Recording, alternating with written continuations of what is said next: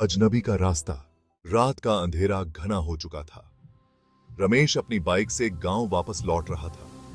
उसने सुना था कि जंगल वाला रास्ता भूतिया है, लेकिन उसने कभी उस पर विश्वास नहीं किया। वो एक शॉर्टकट लेने के लिए उसी जंगल के रास्ते से निकल पड़ा। हवा ठंडी और भारी हो चुकी थी। पेड़ों की सरसराहट अजीब सा एहसास दिला रही थी। अचानक उसकी बाइक के सामने एक सफेद साड़ी में लिपटी औरत खड़ी हो गई। वो धीरे धीरे उसकी ओर देखने लगी। उसकी आंखें बिल्कुल खाली, जैसे किसी अंधकार में डूबी हुई हो। रमेश ने घबराकर अपनी बाइक रोकी और उससे पूछा, क्या आप ठीक हैं? औरत बिना कोई जवाब दिए बस एक उंगली उठाकर सामने की ओर इशारा करने लगी, मानो कुछ दिखाना चाह रही हो। रमेश ने उसकी उंगली के इशारे की दिशा में देखा और वहां उसे कुछ दिखाई दिया जो उसकी रूह को कंपा देने वाला था। एक पुराना टूटा हुआ बंगला जो दूर से ही भयानक लग रहा था। रमेश ने बाइक घुमाकर वापस जाना चाहा, लेकिन उसकी बाइक स्टार्ट ही नहीं हो रही थी। वो फिर से उस औरत की तरफ मुड़ा, लेकिन वो अब वहां नहीं थी।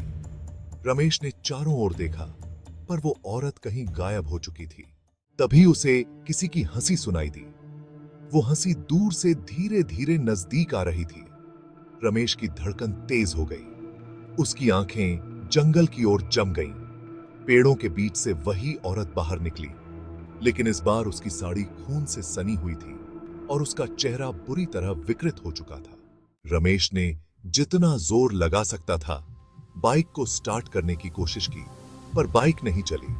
वो डर के मारे बाइक से कूदकर दौड़ पड़ा। जंगल में भागते हुए उसे और भी अजीब आवाजें सुनाई देने लगीं। कभी किसी की चीख, कभी किसी के रोने की आवाज, कभी किसी की बाइगे।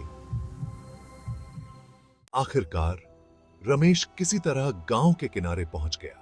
उसके चेहरे पर पसीने की बूंदें थीं और वो पूरी तरह हांफ रहा था। गांव के बुजुर्गों से जब उसने यह किस्सा बताया, तो उन्होंने उसे बताया कि सालों पहले उस जंगल में एक औरत की मौत हो गई थी और तब से उसकी आत्मा रास्ते में भटकने वालों को अपने बंगले की ओर बुलाती है। रमेश ने ठान लिया कि अब वह उस रास्ते से कभी नहीं गुजरेगा।